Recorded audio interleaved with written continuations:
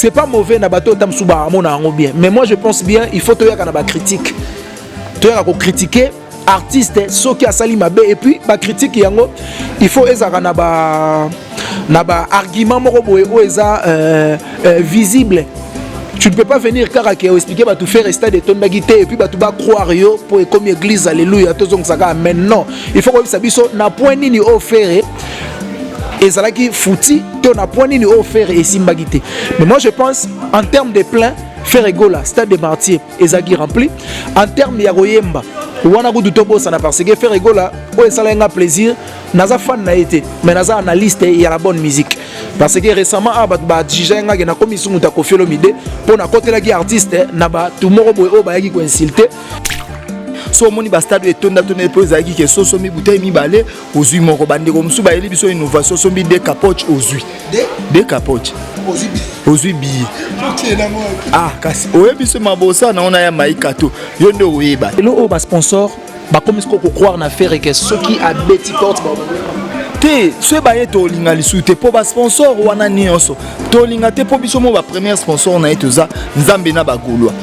donc to linga lisute po to yake pa na bino bo décevoir biso siko lelo ta mo ba ko na posa do to no beta mamla biso nyonso ka na beka bagulwa contre beka po so to landi ba réalité mususu ezo za la bonté yango moni ezo affaiblir musique congolaise couper sa tendance et surtout ko ikozala na milieu tout au mona mususu mindele oyo bazali ya ba société wana ba ebi likambo wana te au mona ezaka na congolais moko o azali na kati wana ndezala lokola ko ikozala za amina artiste mususu étouffer likambo ya artiste mususu bénéfique pour na bango pour na et surtout na visibilité lisusu talaka toza les seuls orchestres oyo to beti sans sponsor paie et répondre et ça facilité ce qui se compte aux amis na ba sponsor les gars si ko biso peso to pesa des capotes wana inda mabe batu bayate obanda bango mabe invitation pour la ardoise mais avec divine ba invitation en bois netika kabasali ya mona Joseph tata moboko ya ici grand menuisier ba invitation en carton na ba fololo nango jardin de Dieu invitation boy bango ya mukolo fait tilata mabe maison divine a bosali binote a tcheli binope promotion ngolé ya pamba maison divine bali ngamboka boité. Vous êtes trop amoureux du pays. Wow! Given! Vous exagérez. On n'aime pas le pays comme ça.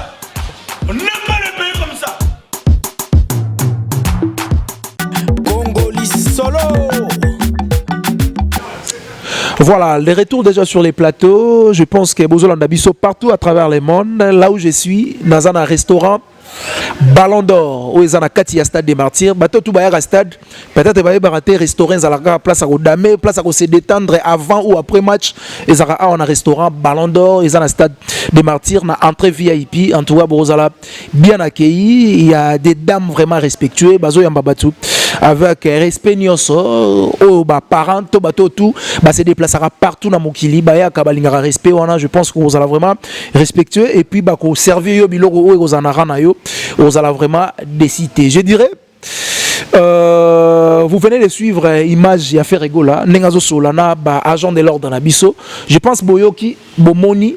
Ezate qui fait Razolomana, Bokoti Sabato, Fele non. Alobi, na agent de l'ordre Nabiso, place ça déjà débordé, place ça déjà Batoubaza étouffé. Ce qui Bomoni place Batouba Koti et Koki, Bandeko Baotika Libanda, Bayogara musique atana Mungongo, parce que Baswa qui m'ont été à prévenir, Tamsou ba écran géant, Bandeko Baoza Tamsou Libanda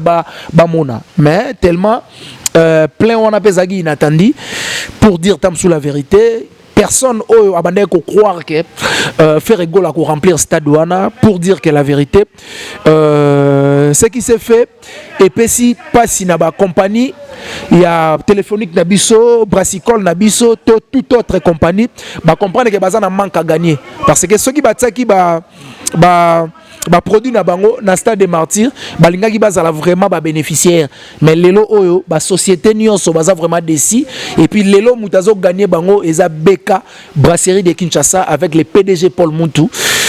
Et puis je tiens à saluer son avocat, Maître Hero Tchongo, n'a pas Bambote, je pense qu'Azola Nabiso, depuis quelque part. Donc, Ferrego là, ce n'était pas dire que beaucoup de sabatu ont fait parce que batu basombi biete, mais je pense nga nazala kiwana nazolo bayango na ba analyse nyoso. Moi j'ai vu des gens au bazana ba biye na bango na mamboko ba na stade des martyrs. Bon, to réfléchir dans le mouké na bato tamsuba okene na équivoque batu bakota ki ofele.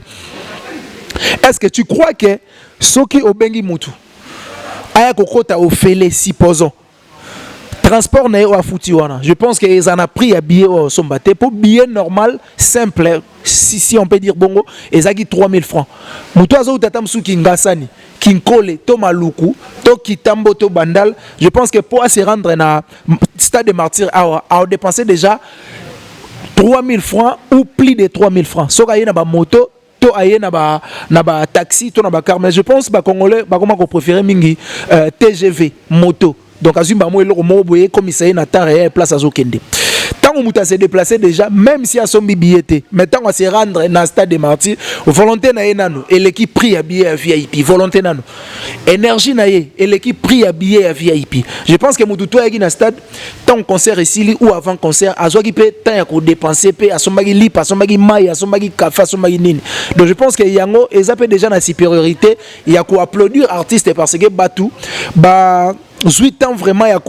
s'est sacrifié dans le stade des martyrs bah soutenir artiste na bango waza Ferrego là. Je pense que ça lit bien makasi venir à la télé insulter ou critiquer dénigrer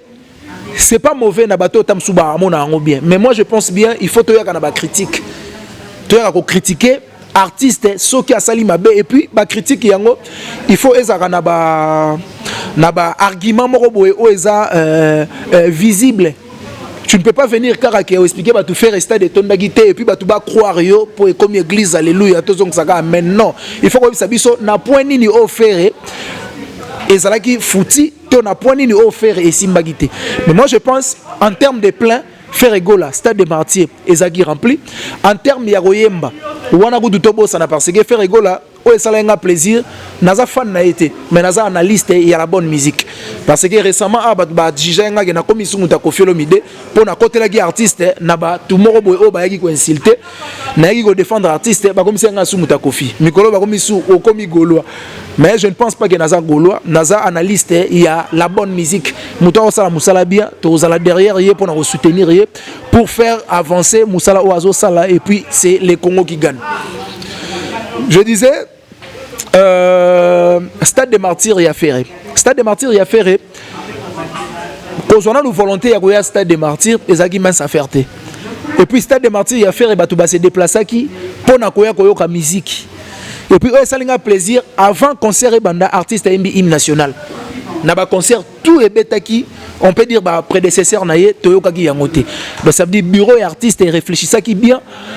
Nako tika koloba yango te na revoiler pe ba faste. Moi j'étais parmi bateau ba wane koloba bureau à faire et ça na incompétence baza ba incompétence ici il faut dire bon, mais moi je pense ba prouver biso le contraire na ndenge ya bien. Et puis ça montre que tant que tu as la analyse, il faut que tu aies la analyse pour aider l'artiste et pas pour nuire l'artiste. Venir na télé, collaxer bureau, place au bazar na faillite pour faire révéler bango que ndeko wana zolo ba bien to ko zo pe maloba na ye to saleli yango na ba geste et puis lelo voilà résultat au epesaki. Donc je pense que Ferrego là bureau na ye et prouver biso le contraire et yebisi biso que prochainement tant que tu as l'analyse, tu applaudir pour na bango et puis bien été au basali et c'est limité dans le stade des martyrs et ça a vraiment approfondi dans français balobara lobito kuna batika la même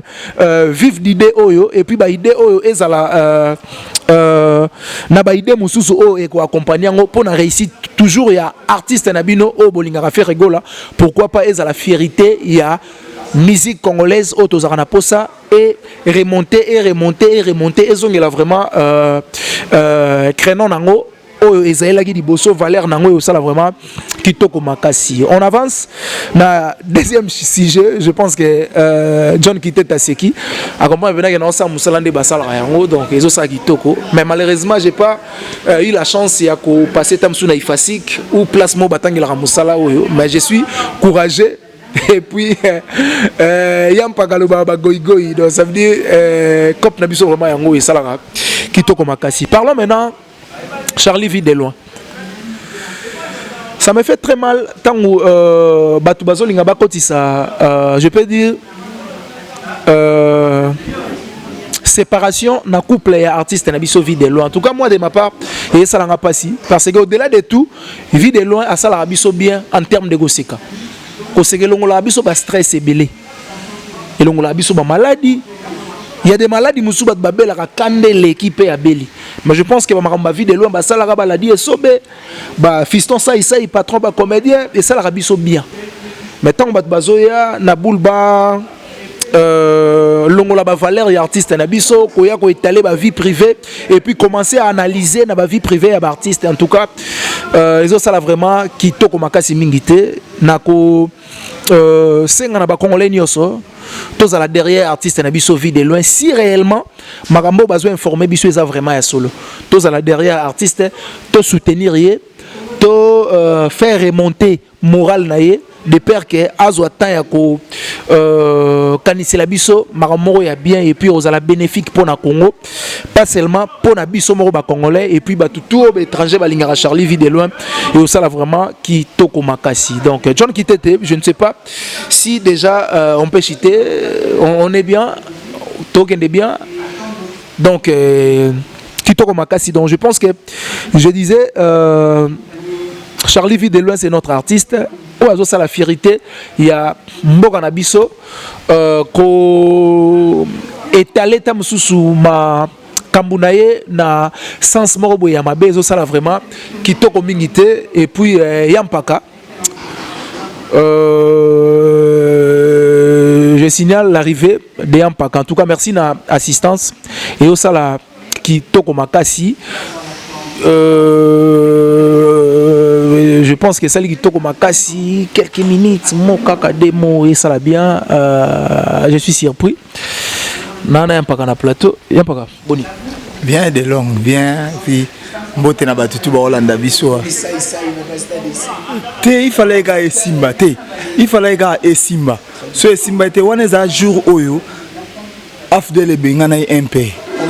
et un jour afdele bengana MP donc le 24 juillet le 17 mai. Pour Mobutu Lolendo et les kaki. Tout ça la nuit sera Mobutu. Bozonga Mobutu. Bosabe Mobutu. Eh, bah tu vas remarquer maintenant. Mobutu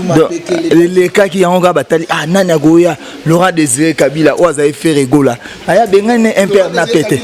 Fait rigola. Ah ben malamongo do bangonyo so libanda. Oza sûr que Mobutu akema. Kutu kalata okufa. Kalate okufa pe awa tete okunda na mboka na bona nkiri na nkiri mais ouais mais plaisir na ezanini lelo oyo batutu ba féliciter bino par rapport à la promotion bosalaki. Est-ce que tu te sens erré na musala bosalaki lelo résultat na moza vraiment positif donc musala na kutunanga mo elekelenga pour komona et toza le seul orchestre donc comme ami balé mais wana muso za orchestre ti le seul orchestre c'est ça que président Batunaï très bien donc le seul mais si ko o ba beta wana muso sans sponsor ezaki président Batunaï biso komona kaka sponsor moko o ya mwana mboka beka donc tozalaki na ba appuité oh le lopo sponsor aza muto accompagner ka artiste surtout même emmener son ali sécurité so moni ba stade etonda tonne po ezalaki ke so mi bouteille mi balé ozui moko bande ko musu ba eli biso innovation so mi de capote ozui de capote ozui bi ah kasi oye biso mabosa na ona ya maikato yonde oyeba donc siko ezaki biso tozaki sans sponsor beka merci vraiment na beka Paul Muntu na PC merci o bandima ko pesa chance wana o batu musu balinga ite pour moi coterie eza trop na RDC et eza ke mutu ya mutu alors mboko eza mboko ba pesa mutu est fort donc comment que mutu so za na bateau te soki ya leki de longa leki na chaîne ko zwa ete po et tout yango moni lelo pezo bo mama mbebele. Est-ce que yampaka lelo oyo okoki koloba lelo o ba sponsor ba comme est-ce qu'on croire na faire que ceux qui a beti porte te ce baye to linga lisute po ba sponsor wana nioso to linga te po biso mo ba premier sponsor na etoza nzambe na bagolwa donc to linga lisute po to yake pa na bino bo décevoir biso siko lelo temps bango bakoma na posa donc to no beta makambo na biso nyonso ka na beka bagolwa contre beka poso etolandi ba réalité mususu ezozala bongo te yango moni ezo affaiblir musique congolaise kopesa ba tendance et surtout ekoki kozala na milieu tout omona mususu mindele oyo bazali ya ba société wana bayebi likambo wana te omona ezaka na congolais moko o azali na kati wana nde ezala lokola ekoki kozala za amina artiste mususu étouffé likambo ya artiste mususu pona bango pona et surtout na visibilité lisusu tala kaka toza les seuls orchestres oyo to beti sans sponsor paie et répondre et ça facilité soki siko tozali na ba sponsor des gars siko biso peso to pesa des capotes wana inda mabe. Très bien. Mais maintenant, Yampaka, tu peux dire quoi par rapport à la vidéo où ils ont circulé? Il y a Ferrego là, investir dans les policiers, faire à l'obé, non, investir dans les policiers, koutou, air faire à Yaki. Et comment il faire à côté du stade, je crois, 16h. À Matipe 16h. Tant qu'il y a oumela une écoutouté. Batoupe baïba, il était surpris. Nazaye surpris cordon na biso Jean-Sil Wonda ferraillé on a dit mais honorablement nous au babité ferraillé alors que n'a pas na image que ferraillé nanenga yaki na camouflage pe batu ba yebaki ke ekoki kozala feri tangwaye akoti ba moko kota feri akota ki na neza yake faut mata na podium bala moko amati poto yebisa batu soki stade wana tondi avant to robeta concert ya moi pesa lisusu le seul orchestre beti concert ya moi que depuis Bastade Bandeza Zela Batubakota Zela 18h Sala Bobiso Talega 18h Zela donc tu es que tozana ba fanatique au bauti même Bakasangulu et pas Gaël Maemba Saki Ambongo vraiment les grands pétroliers donc tout bauta qui partout bayaki donc il fallait qui topé ça respect na Batouana donc alors conseil aux aïka à faire à respecter Bagoulois toujours respecter faire et en plus Batout nyonso va se retrouver qui a la bonne musique pour retrouver Tchalamouana Mambilia Bel donc ba maman nyonso ba beta musique ya Congo oh lelo bazali na o bazalité donc ba se retrouver qui donc merci vraiment na papa Hervé pour na répertoire et puis merci na ba fanatique merci na ba nyonso toyaki pour te soutenir artiste na biso. Merci beaucoup. Nous avons vraiment tenté lelo ils ont ngeni na chapiteau parce que nous les allons lelo na chapiteau vraiment kalami était balance donc $300 on a na ebi ke ba Gaulois ba gladiator na ebi ke ba star mi de place basa lelo sous tote kali sous streaming pour côté kande biso ba star mi do ba boda fashion l'immortel na ebi ke batunanga tout ba cherika 15 na Christelle Matazikanda batutu na lelo na ebi ke bosomba lisuka ne bosomba imabia bosomba vraiment pour tous en besoin tongini sa papa Hervé asa musalamo ya kolekate kake na sala qui plein après au bénéficier té et nous en le côté artiste après vie à musique artiste à parents il faut aller la pour na lobby ya bane alors tozo soutenir bato tozo ça na bango nini pour bazo soutien wana donc il faut tozo arrêter ce qui azali na moka mususu na streaming total musique to continuer pour artiste donc lelo vraiment na chapiteau na ebi ke lelo et inda mettre CD alamba partout baza na ebi ke lelo vraiment dirango bima rango vraiment donc mutu a TGV quelle vitesse mon apoto atongo na ebi ke lisu nga mo wacha kuna tikane lelo vraiment na ebi ke place batutu baza batala tala kaka pour kokaboneza ke bagolwa na bagolwa na bagladiateur to komi na opération batela golwa batela gladiateur donc tous en opération les sous ya koswana te pour mutu azana pouvoir aswana raté so e komi ke o musicien moi muki abima ki afingi donc na bato tout le bela papa Hervé to komo zo ata nya uso alekate nya bolandi mabe donc tous en temps rolanda batu te concentration na biso za boye bake lelo na chapiteau et après dynastie volume 2 ezoya donc to se préparer vraiment to bomba bambongo na mosenyo moi nombre to yakia ceux qui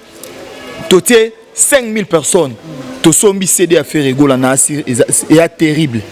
ce toté musunde to yakia toté 20 000 personnes et terrible donc il faut tout ça les locaux wana ba mona ke bato to yakia na toza ba Gaulois tant dynastie volume des ezo bimamba moto sombi yango to sombi mangulungulu comme ça totalement maonengeli. C'est très bientôt comme na souka dernière question sortie médiatique il y a Mishka et ça lui onengeni à l'équipe babilo moi lobby on dirait et les ebatu et puis à lobby héritier watana ba l'équipe faire vraiment bon déjà Mishka obenga faire koko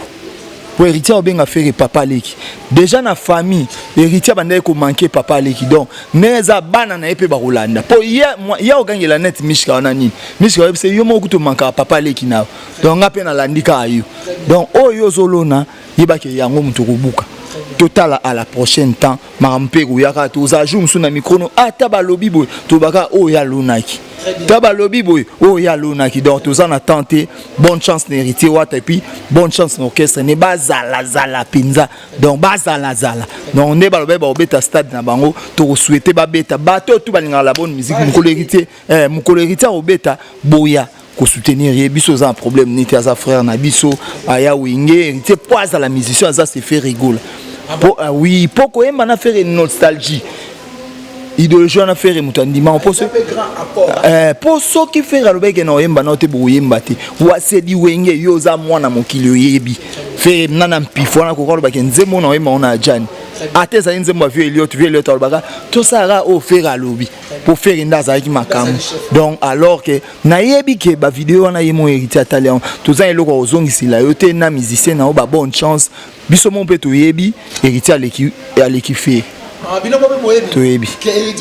aleki na bato soit beti concert bato bayaka te soit tete CD na marché tekamaka te eloko toyebi yango wana eza mpe koleka te eya mpe libabe mpe eza koleka te ye aleki nga na libabe eya mpe kaka koleka eza bato mpe baleki bato na libabe neti héritier aleki fere na libabe toyebi yango donc eza nango likambo ya grave te aza frère na biso boslave mais tokeba fere nanu asali miziki te abanda koteka soit disant mususu moi bien sombaki pour na musique mais ça na ba artiste lelo bazotia minoko ezo za solo bina souvenir nini ozwaki na likambo zéro nini osalaki pour na boy zéro soko zongi pour na boy zéro alors musala wana oyo ozosala ngo pour na nini pour lelo linga oya yo ba comparaka yo na batu non te mitala na batala simazonga moto boss live na PC mbote boss ya whisky te boss oui, boss a whisky pesa laka. Ah, boss. Yes, boss. Boss. Très bien. Ishalibuna na pese mbote de burangando. Dans la pese ba otumbote batu na wa mishamulongo maître set ba lebele porte-monnaie magique. Charlie Kabe adore batu tout. Star mi de 3 fois ça repris na Jaroul puissant. Donc on a yolo mutambon on a yolo si d'amour Jaroul puissant. Et pour les muntu du respect beka du respect oui. Dans tala au moins mususu. Nana petit na moi quartier musée kindingu atamboli trop les lois comme na mutuka produit non exploité atamboli trop les lois comme na mutuka pas na bise bulaka ezobula ça va pona kaka nzela ya mambu ya fere ou donc to me mamamne to zolinga to me maté bongo ekoma berere bongo ekoma neti biso to ko linga te ke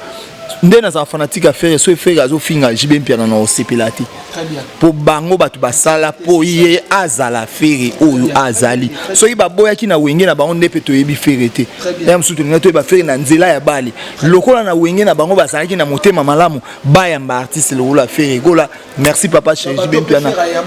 ah merci baleki donc merci na jibe mpia na merci na Werason Vibles Bula le Makaba Adolphe Dominguez puis fondé Masela bango nyonso na banoko Fora le bien brièvement émission yango et si la télé nzambe nazo baté le roi de Fora le billet premier JB deuxième faire troisième à cosité à lobby mambasu mo be sala émission te à cosité à lobby mambasolo fali si waza non pouvoir on ezaka na wingi eza na batu musu na famille na bango Kongo tout à mabelete nde famille wingeza donc Kongo na bango tout à mabelete te donc c'est normal à cosité ce peut fonder ma sœur le les lois orchestre et tonda ce peut faire blesse pour la bien une pondération et tonda tonia lobby et tonda pour famille wenge toza ebele et en plus il faut to ba eloko moko faire abotem na famille mon baza trop riche famille wenge est trop riche donc mutu nyonso ko ya que obunda face à faire faut à la famille na yo très bien otali famille na est-ce que nani akoyi ko pesa mot d'ordre batu baya très bien azate tokeka na exemple peut-être est-ce que okoyi ko comparer tout kaluchi na somon rien à voir pour ce qui signe de quoi qui et monsieur Silia Paka, merci beaucoup. Merci na restaurant Ballon d'Or en tout cas Toza Awa en tout cas Soroyo aux bien accueilli na Magui à Somba en tout cas venez nombreux na Stade des Martyrs en tout cas aux Alabia na Kei na restaurant Ballon d'Or au Kutana Magi à Somba en tout cas à Royambayo avec respect politesse en tout cas aux Alabia des cités et puis merci beaucoup na batutu balandi biso partout à travers le monde. Merci na planète les débonnaires ils ont avenue Victoire A8 en face ya maison communale ya Kalamu to ya on est papa Paul batutu balimba réservé ba salle baba la mariage séjour au réservé appartement beta tour au sala vraiment kitoko makasi et puis je ne peux pas finir l'émission sans pour autant dire un grand merci à Maître Innocent Kibundulu, secrétaire général et à FECOFA pour l'instant en tout cas papa merci beaucoup pour tout ce que tu fais na FECOFA na foot ya mboka na biso en tout cas ça la kitoko fort merci félicitations na nomination na papa Maître Innocent Kibundulu secrétaire général et à FECOFA je te salue et puis merci na ya Willy Moucheni véritable code gentil Kassongo bourgeois merci aussi na bébé Chico Mannequin Château Rouge depuis Château et puis merci na honorable Jancy Luonda Fitir honorable Kalaming Teto Kabouane na micro ok na hémicycle pas nous l'accès comment qui a intelligent et puis merci derrière la caméra John Kitete Joël Mola la régie finale on se retrouve prochainement avec un nouveau numéro quant à moi je vous dis au revoir et à la prochaine. Obanda bango mabe invitation pour la ardoise mais avec divine invitation en bois netika kabasali ya mona Joseph tata moboko le grand menuisier invitation en carton na ba fololo nango jardin de Dieu invitation ya boy bango ya mukolo fait tilata mabe maison divine a bosali binote a tcheli binote promotion ngolé ya pamba maison divine bali ngamboka boité vous êtes trop amoureux du pays. Wow! Divine! Vous exagérez! On n'est pas le